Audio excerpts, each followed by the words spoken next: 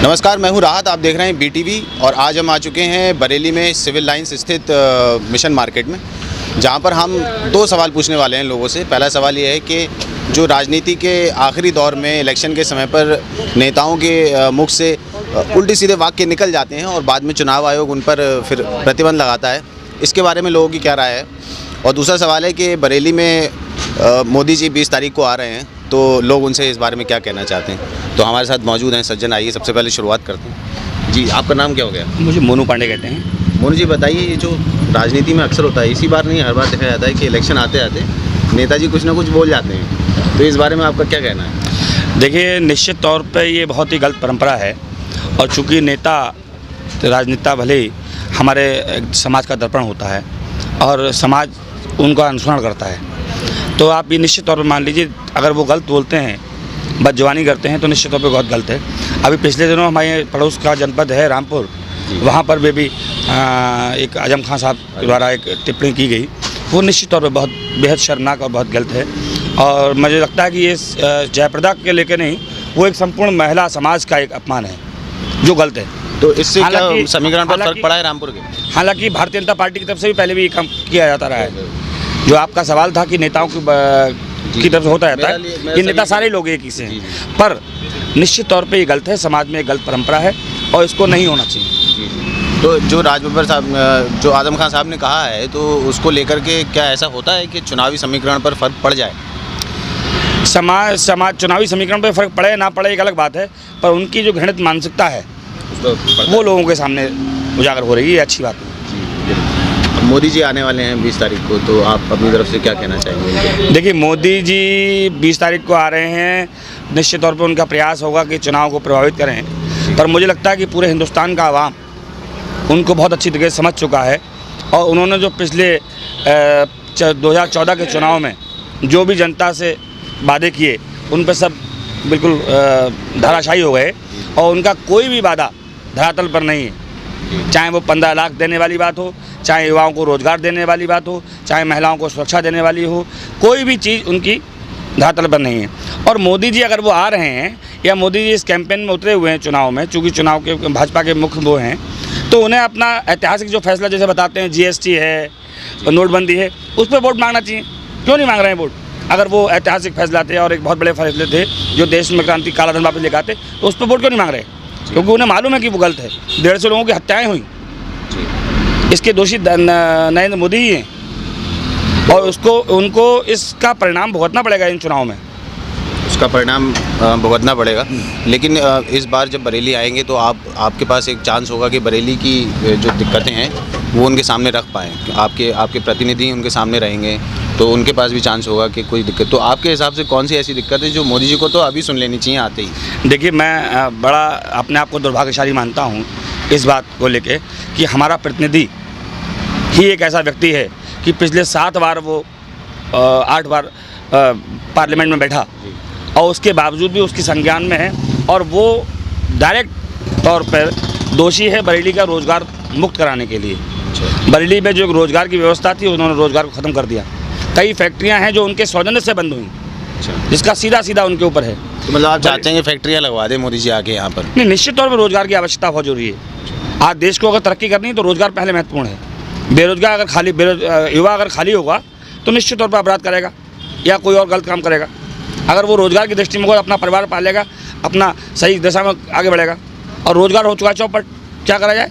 बरेली में कांग्रेस की सरकार हुआ करती थी, उद्योगों की भरमार थी, आज वहाँ उद्योग है नहीं और जो उद्योग थे वो सब चौपट करा दिए, धीरे धीरे बंद हो गए, धीरे बंद कर दिए और उसका श्रेय जाता है उनके लिए। हमारे जो जनप्रतिनिधि हैं वर्तमान, उनको उसका श्रेय जाता है। आप किसी भी आम आदमी से पूछ लीजिए, सब बताएंगे कि क्या स्थिति है। जी।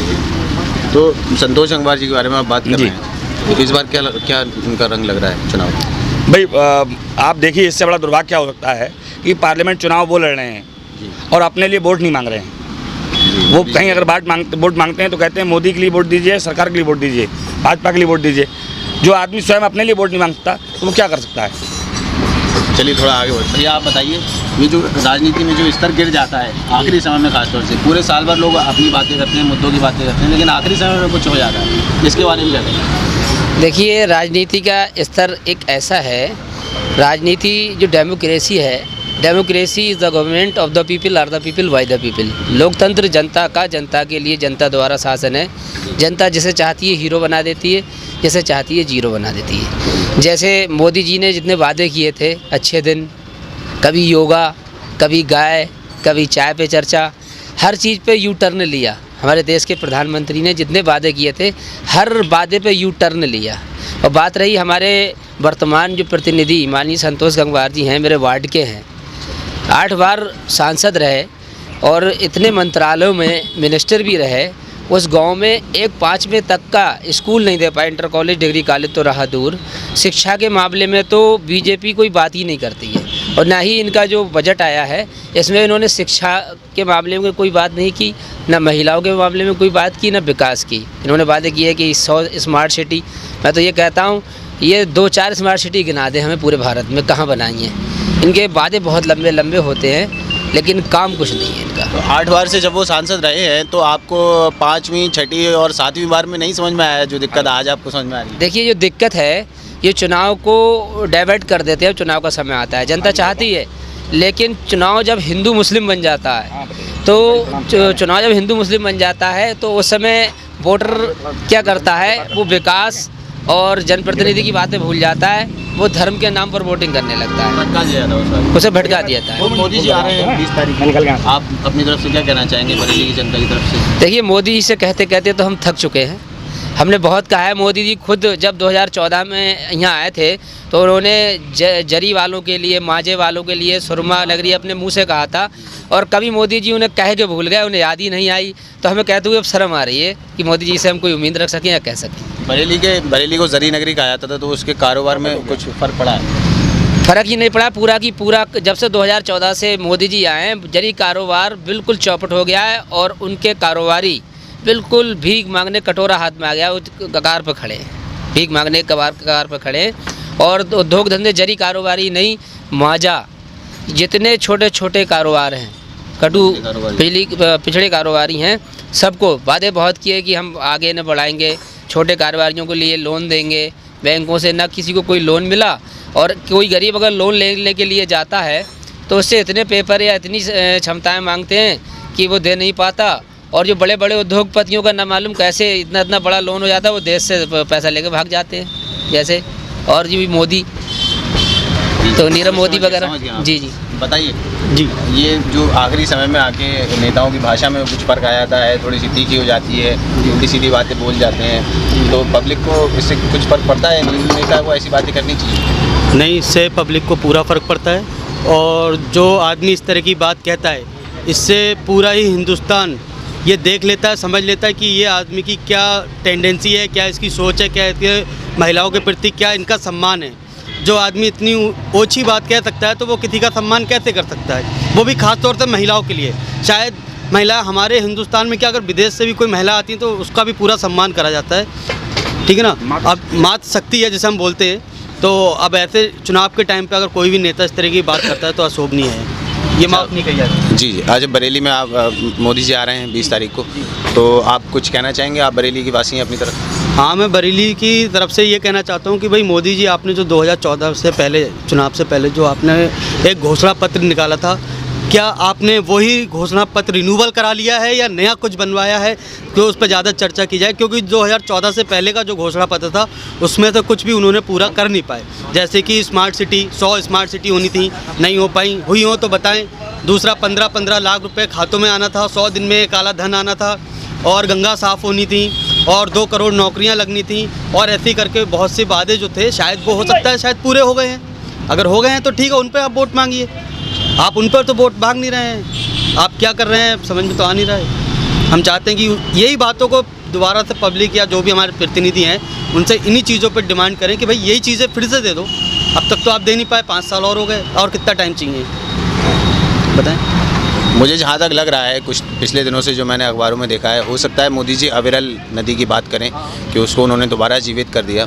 तो क्या बरेली की जनता ने ये सब उसको दोबारा एक नदी को जीवित होते हुए देखा है? हमारे यहाँ देखिए, हम बताएं आपको, रामगंगा देख लीजिए, और भी बहुत सी नदियाँ हैं। पहली बात तो ये थी, जो गंगा साफ़ होनी थी, क्या वो साफ़ हुई? पूरा हिंदुस्तान की जनता पूछना चाह रही है, हुई तो है नहीं ना, कहाँ हुई? चलिए ठीक है। अब सीट बनारस है, जी। पार्लियामेंट सीट, उसमें आरटीआई मांगी गई कि बस 2014 में प्रधानमंत्री के द्वारा गोद लिए हुए गाँव की निम्न जानकारी प्रदान करें। नंबर 1 का गांव, इसमें इसके 2 ऑप्शन हैं, 2 वो हैं पॉइंट है कि गांव गोद लिए जाने की तिथि क्या है, कौन कौन से गांव गोद लिए, कौन की उनकी डेट क्या थी, और इन गांवों में प्रधानमंत्री की सांसद निधि के द्वारा क्या विकास कार्य कराया गया। तो इसके जवाब में आरटीआई जो जवाब मिला है वो लिखा है कि प्रधानमंत्री द्वारा जनपद वाराणसी के में अब तक कुल 4 गाँवों को सांसद आदर्श ग्राम योजना के अंतर्गत गोद लिया गया, जिनके नाम गोद लेने की तारीख निम्नलिखित है। नंबर 1 जयपुर, जो 7/11/2014 में लिया गया। नंबर 2 नागेपुर, 16/2/2016 में लिया गया। नंबर 3 ककरिया 23/10/2017 में लिया गया, और डोमरी 6/4/2018 में लिया गया। और इसके बाद जब उनसे पूछा गया कि इनमें क्या क्या विकास कार्य हुए आपकी सांसद निधि से, तो उनका स्पष्ट जवाब है कि उक्त चयनित ग्रामों में माननीय प्रधानमंत्री जी की सांसद निधि से कोई भी कार्य विकास कार्य नहीं किया गया। आरटीआई की इन्फॉर्मेशन तो सही है। ये मुझे लगता है कि आरटीआई की इन्फॉर्मेशन गलती नहीं होती। नहीं तो इसी देश की आरटीआई। तो जहाँ स्थिति ये है कि वहाँ क्या माने, आप बात करते हैं स्मार्ट सिटी की, आज तक 5 सालों में कोई एक तो हुआ होता है स्मार्ट सिटी। स्मार्ट सिटी के नाम पे इतना पैसा खर्च हो रहा है, इतना सब कुछ हो रहा है, सिर्फ पैसे का बंदरबाट हो रहा है। और जो बात आप अभी कर रहे थे कि गंगा अविरल की बात कर रहे थे, तो इन्हीं की सरकार में गंगा पुत्र कहे जाने वाले उत्तराखंड के हमारे एक साधु संत थे, जिन्होंने गंगा के लिए बहुत संघर्ष किया, वो इन्हीं के संस्कार में इन्होंने वो हो गया, उनका देहावसान हो गया, और आमरण अनशन के दौरान हुआ।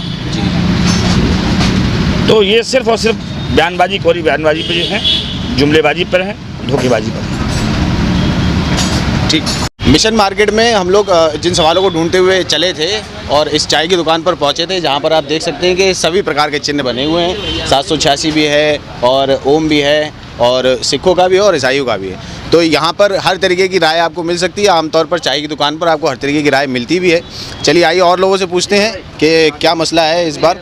हमारे सवाल वही हैं कि आखिरी समय में जो नेताओं की भाषा में कुछ फ़र्क आ जाता है, उसके बारे में आम जनता की क्या राय है, थोड़ा सा बताइए। आम जनता की यही राय है कि जो नेता इस तरह के भाषण देते हैं वो गलत देते हैं, अशोभनीय है। मतलब किसी भी व्यक्ति के बारे में आपको बुरा नहीं करना चाहिए, आप अपनी बात रखें।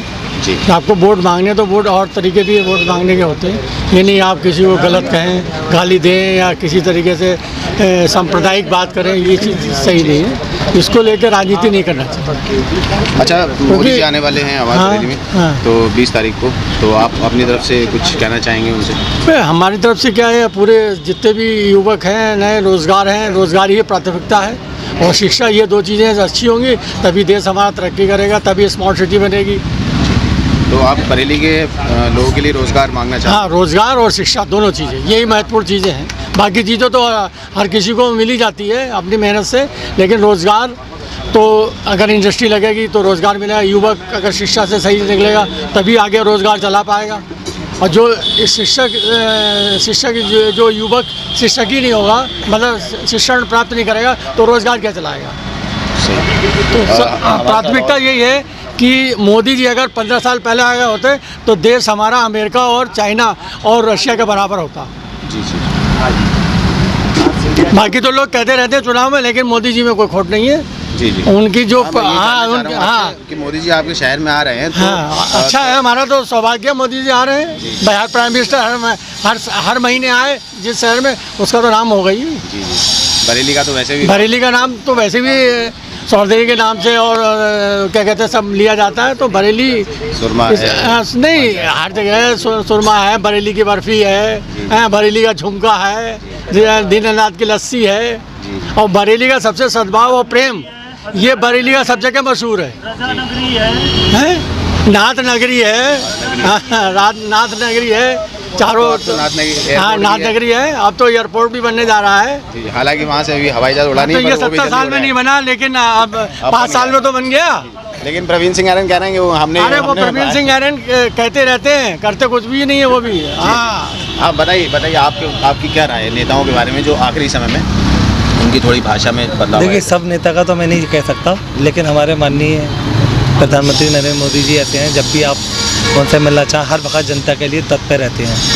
या हमारे बरेली के एमपी जी भी आते हैं, कभी किसी को ज़रूरत पड़ती है संतोष गंगवार जी, आधी रात को जाता आदमी तो तुरंत लाइटर पेट की, कभी अस्पताल के लिए ज़रूरत पड़ती है तो तुरंत कार्य करते हैं। ये नहीं जुमलेबाजी नहीं करते हैं, चाहे वो मोदी जी हों चाहे संतोष जी। जुमलेबाजी तो लोगों ने उन्हें एक नाम दिया है विपक्षियों ने, जो गलत लोग हैं उन लोगों ने, लेकिन वो जुमलेबाजी नहीं करते, वो कार्य करते हैं। जी जी। और रही बात क्या कहते हैं इसकी, जो 5 साल में उन्होंने क्या किया, लोगों ने 60 साल में कुछ नहीं किया, उन्होंने 5 साल में बहुत कुछ किया है।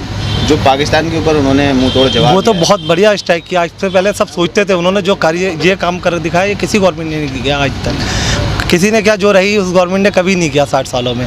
उन्होंने 40 मारे, उन्होंने कहा हम 400 को वो मारेंगे वहाँ पे। उन्होंने ऐसा फैसला लिया, उससे देश का हौसला बढ़ा है, सिपाही हमारे देश के जवानों का हौसला बढ़ा, हम लोगों का हौसला बढ़ा है। कोई प्रधानमंत्री तो है जो हम लोगों की रक्षा कर सकता है, ईंट का जवाब पत्थर से दे सकता है। तो बरेली में स्वागत है मोदी जी? अरे बहुत बहुत हार्दिक स्वागत है मोदी जी का यहाँ पे, और हम खुशनसीब हैं हमारे शहर बरेली में मोदी जी आ रहे हैं। हम तो चाहते हैं वो हर 15 दिन में, 20 दिन में, महीना भर में आए यहाँ पे आए। शान भाई देहात में आ रहे हैं, तो क्या पेश किया जाएगा आपकी तरफ से उनके लिए, मौका मिले तो? देखिए मेरी तरफ से तो जो भी होगा मेरी तरफ से, मैं तो सबसे पहले पुष्प दे के उनका स्वागत करूँगा वहाँ पे, और बाकी जो मुझे कहना है उनसे वो मैं कहूँगा। और बरेली की सबसे कोई खास चीज़ अगर कही जाए कि आप खिला दें मोदी जी को अपनी तरफ से, क्या खिलाएंगे? तो मैं सबसे बढ़िया तो भाई राकेश भाई की चाय स्पेशल वाली पिलवाऊंगा भैया मोदी जी। जो मिशन मार्केट में मिलती है जी, स्पेशल जो चाय मेरे आसपास है, राकेश भाई की स्पेशल चाय पिलाऊंगा मैं। और चाय मोदी जी को पसंद भी बहुत है, मोदी जी को पसंद। वो अच्छे चाय पे चर्चा भी है। तो आइए फिर राकेश भाई से ही बात हो जाए एक बार, क्योंकि राकेश भाई की चाय बहुत दूर तक। जी बताइए, सवाल राकेश भाई हमारा वही है कि जो आखिरी समय में जो इस तरह कर जाता है उसमें आम जनता क्या सोचती है? आम जनता, इनका जो चेहरा है ना, रियल चेहरा इनकी भाषा के द्वारा बाहर आया है निकल के, और ये इतने जिम्मेदार पदों पे बैठने के बाद अगर इस तरीके की भाषा का प्रयोग करेंगे, ये बहुत शर्म वाली बात है। ये लोकतंत्र के मंदिर में स्थान बनाने जा रहे हैं, और हमारे देश का लोकतंत्र ऐसा है जो दुनिया में हावी है।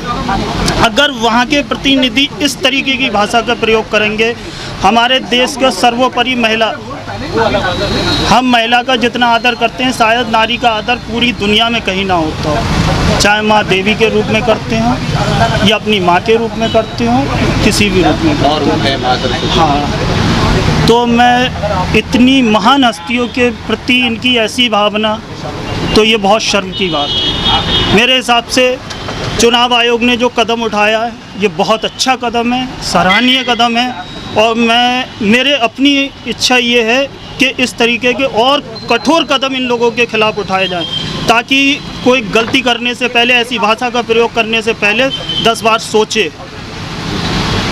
अच्छा ये बताइए, मोदी जी 20 तारीख को आ रहे हैं आपके शहर में, तो आप क्या कहना है? ये हमारी खुशनसीबी है, और ये हमारे शहर का सौभाग्य है कि हम माननीय हमारे प्रधानमंत्री जी मोदी जी, मैं किसी पार्टी से नहीं हूँ, लेकिन मेरा दिल जो धड़कता है वो मोदी जी के लिए धड़कता है, क्योंकि ये बहुत बरसों बाद कोई एक ऐसा नेता देश को मिला है जिसे देख के कुछ अपनापन महसूस और देश के प्रति दिन रात एक करने वाला प्रधानमंत्री देश को मिला। और लोग कहते हैं कि मोदी जी ने कुछ नहीं करा, गंगा साफ हुई, जीएसटी लगी, नोटबंदी हुई। अब मैं आपको बताता हूँ कि गंगा साफ करने का ठेका अगर मोदी जी ने लिया तो 10 साल में जो गंगा गंदी करी थी जिन्होंने, आप उनसे भी एक बार सवाल पूछिए। गंगा एकदम गंदी नहीं, 10 साल में जिन्होंने गंगा गंदी करी है, और अगर गंगा साफ नहीं हुई है 5 साल के अंदर, तो आप ये मानिए कि प्रियंका वाड्रा जी अभी मैंने आपके माध्यम से ही देखा था न्यूज़ चैनल पे कि आचमन करा उन्होंने गंगा जल से। जो इतने बड़े परिवार से होने के बाद अगर गंगा गंदी होती, जो विस्लरी से और फिल्टर वाटर से नीचे पानी नहीं पीती, वो क्या गंगा का गंदा जल पी लेती? नहीं पीती ना, लेकिन तो पिया, इसका मतलब गंगा साफ हुई। नोटबंदी का मैं आपको बताऊं कि नोटबंदी का जो असर हम छोटे व्यापारियों पर, जो बहुत बड़ा लाभ मिला हमें इस चीज़ का, क्योंकि हमें रुपए के मामले में ज्ञान नहीं था। अगर हमारे पास 500 का नोट आता था तो हम पहले उसे लेने से पहले 10 बार सोचते थे, और जाते थे पड़ोस में पेट्रोल पंप पे कि भैया या तो इसे चेंज कर दो या चेक करके हमें बता दो। तो वो देखते थे, कहते थे ठीक है भैया ले लो, हम तब जाके लेते थे। आज मेरे पास अगर 2000 का नोट आ जाए, 200 का नोट आ जाए, 500 का नोट आ जाए, मुझे किसी से चेक कराने की ज़रूरत नहीं। मैं बहुत बढ़िया तरीके से लेके उसे जो रिटर्न करना वो दिया, बढ़िया। और जीएसटी की बात रही तो जीएसटी से हमें कोई फ़र्क नहीं है। हमें एक जिसे कहते हैं कि मतलब क्लियरिटी सामने आ गई निकल के, कोई चीज़ कितने की है, इसमें कितनी निष्पक्षता, ये चीज़ बहुत बढ़िया। गवर्नमेंट में काफ़ी हाँ, पहले हम देखते थे, हमें यही नहीं मालूम ये कौन सा टैक्स लगाया, ये कौन सा टैक्स लगा। आज ये पता है कपड़े पे 7% टैक्स है। अगर हम किसी से बिल लेते हैं तो उस बिल पे जीएसटी जुड़ी होती है। पहले हमें नहीं मालूम, बोले साहब ये बैग चल रहा था, पता नहीं कौन कौन से टैक्स लगा के, सर्विस टैक्स, वैट और ये फलाना डिमाका, इस तरीके के टैक्स लग के वो चीज़ हमें महंगी मिलती थी। आज इसमें गिरावट आई है। आप ये बताएं, पिछले 2014 में हमने देखा, हमने दाल 210 रुपये खाई थी। आज इन 5 सालों में 70 रुपये से ऊंची कोई दाल नहीं है, महंगाई नहीं है। बिजली के लिए तरसते थे, आज 24 घंटे बिजली है। अगर कहीं फाइल्ड हो जाता है तो 2-4 मिनट के लिए बिजली चली जाए। यहाँ तक कि गांव की जो स्थिति थी, हमारी बिजली के लिए तरसते थे, आज मैं मानता हूँ कि 90% गाँव में लाइट पहुँच गई है। और जो लोग माताएं बहनें चूल्हा फूंकती थी, आज सबसे बड़ी बात ये देखिए, आयुष्मान योजना इतनी बड़ी योजना है जो सिर्फ गरीब से जुड़ी हुई है। उज्ज्वला योजना सिर्फ मैं नेता नहीं हूँ, ऐसा नहीं है कि आप मुझे सोचो मैं किसी पार्टी से हूँ, नेता हूँ, लेकिन जो योजनाएं हैं वो मैं आपको बता रहा हूँ कि उससे आम आदमी, आज जो जितनी मोदी जी की योजनाएं, ये हर उस छोटे तबके के व्यक्ति से जुड़ी हुई हैं जो देश के योगदान में बहुत बड़ा सहारा बनता है। गरीब आदमी जो होता है ना, आप आर्किटेक्ट हैं या बिल्डर हैं, जब तक उस सर पे उठा के ईंटें ढोने वाला अगर मजदूर नहीं मिलेगा आपको, तब तक वो बिल्डिंग खड़ी नहीं हो पाएगी। और उस आदमी के बारे में हमारे देश के प्रधानमंत्री ने सोचा, उज्ज्वला योजना उसके लिए चलाई, शौचालय योजना उसके लिए चलाई, और स्वच्छ भारत योजना और आयुष्मान योजना। ये इतनी बड़ी योजना है। गरीब आदमी, अगर मुझ जैसे व्यक्ति पर अगर कोई भार पड़ जाता है बीमारी का आके 60-70 हज़ार रुपये का, मेरी ज़िंदगी गुलाम हो जाती है उस 70 हज़ार रुपये में। लेकिन 5 लाख रुपए तक का मोदी जी ने जो योजना के उससे दिया है, ये बहुत बड़ी बात है। मतलब हम समझ गए कि आपको मोदी जी की योजनाएं सारी बहुत अच्छी लगी, बहुत बढ़िया। लेकिन एक बात समझ में नहीं आई, जो आपने कहा कि नोट पहले आप चेक करते थे, नकली भी हो सकते थे, आजकल ज़रूरत नहीं पड़ती। आज ही के अखबार में दिया है कि नकली नोटों की मशीन पकड़ी गई और 200 के और 500 के नोट पकड़े गए। कितने चल रहे हैं मार्केट में, कितने चल रहे हैं ये तो आपको पता ही नहीं ना कि नकली कौन सा है, असली कौन सा है। चलिए ठीक है, आपकी बात सही है, आप सही कह रहे हैं। जी बताइए, कुछ रह गया था। जैसे मैं ये कहना चाह रहा हूँ, जैसे एक अभी स्टेटमेंट आजम खान साहब ने इतना गंदा जया प्रदा जी के लिए दिया, उस पर मैं ये कहना चाहूँगा, इस टाइप के जिम्मेदार जो बड़े नेता होते हैं, उनको मंजे हुए नेता होते हैं, उन्हें सोच समझ के स्टेटमेंट देना चाहिए। किसी की बहन बेटी या बहू के लिए ऐसा कहेंगे, खुद के आगे भी लोगों के होती है, तो कैसा फील होगा? अपने घर में कैसे नजरें मिलाएंगे हम अगर दूसरों की बेटी बहू के लिए ऐसा कमेंट करेंगे, मीडिया में करेंगे या समाज में करेंगे, तो हम अपने घर वालों से कैसे मुँह मिलाएंगे? और फिर लोग वोट भी कैसे, और फिर आप वोट भी चाहते हो तो महिलाएं तो वोट देने से गई, क्योंकि एक तरफ आप बात कर रहे हैं, देश में कोई भी हो, चाहे किसी भी गवर्नमेंट का हो, एक तरफ हम कह रहे हैं महिलाओं को सम्मान दो, बेटी बढ़ाओ बेटी बढ़ाओ, एक तरफ बेटी का अपमान कर रहा है, महिला का अपमान कर रहा है, तो हम जो है ऐसे कैसे काम चलेगा बताइए। और फिर एक बात और कहना चाहूँगा मैं, मोदी जी ने जो ये जीएसटी का और नोटबंदी की थी, उससे जीएसटी से तो हमें बहुत बेनिफिट मिला। सबसे बड़ा बेनिफिट ये मिला हम लोगों को, जो माल हम लोग जैसे लाते थे लोकल, छुप छुपा के चोरी छुपे लाते थे, आज नंबर 1 पे ला रहा है। 100-200 रुपये का खर्चा बढ़ती आता है, लेकिन बिल हमारा नंबर 1 का होता है। कोई पकड़ ले, कहीं रास्ते में दिखाया बिल, हमारा माल आ गया। ये सुविधा में बहुत फ़ायदा मिला है हमें। अब पारदर्शिता मिल गई है आपको। जी। और सबसे बड़ी बात जो है, 5 साल में मोदी जी ने इतना ज़्यादा विकास कर दिया है, जिसकी कोई थानी में अभी गया था बनारस और इलाहाबाद, तो वहाँ के जो गांव हैं, वहाँ पे जो सड़कें थी, मैं जब 5 साल पहले गया था, 6 साल पहले एग्ज़ाम देने गया था, तो वहाँ पे टूटे फूटे गड्ढे थे, 2 घंटे का रास्ता था, आज 15 मिनट का रास्ता कर दिया, वो ऐसा रोड कर दिया। और सबसे बड़ी बात, वहाँ के पे कभी रात में 1 हफ्ता लाइट आती थी, 1 हफ्ता लाइट मिलती थी दिन में। आज वो बात आपकी ठीक है, लेकिन बरेली में बनारस की बात नहीं करेंगे हम लोग। जी बताइए। बुक कराते थे हम लोग, तो सिलेंडर 15 दिन 1 महीने में आता था, 1000 रुपये का ब्लैक से लेते थे। अब आज बुक कराओ, शाम को सिलेंडर ले लो तुरंत। तो ये मोदी जी की देन है। हर चीज़ और पैसा अगर जो जाता है वो हमारे अकाउंट में जाता है। पैसे हम 200 रुपये की मुश्किल से जोड़ पाते थे, अब इस बहाने पैसा जोड़ तो जाता है बैंक में, जुड़ जाता है। ये फायदा है कि सब गिनती में सामने ही है। हाँ, बस सबके नंबर 1 पे। और ये जो गरीब येलो कार्ड बने, इनको गेहूँ 2 रुपये किलो, चावल 3 रुपये किलो मिला है। मेरी 50 ईयर से हो गई, मैंने तो सुना नहीं कितने रुपए किलो का चावल कंट्रोल पर कहीं मिलता था। और सबको मिल रहा है, ये सबका, हिंदू मुस्लिम सिख ईसाई जितने भी समुदाय हिंदुस्तान में रहते हैं सबको। आपका कौन सा कार्ड है? नहीं, मेरा तो कोई कार्ड ही नहीं है, तो उससे मिलता है। मैं खुद किसान हूँ। ठीक, बताइए। ये खादान वाली जो बात है, जुमलेबाजी है, ये योजना कांग्रेस की योजना है, उसे ये लोग अपना गिना रहे हैं। और जो अभद्र भाषा जो नेता उपयोग करते हैं, सबसे पहले भारतीय जनता पार्टी के लोगों ने जो अभद्र भाषा यूज़ की थी सोनिया गांधी के लिए। जैसे आजम खान ने कहा था जयप्रदा के लिए, तो आज ही बरेली के विधायक जी पप्पू भरतौल का एक बयान आया है कि आजम खान आतंकवादी है। किसी भारतीय को बिना प्रूफ के आतंकवादी कहना गलत है।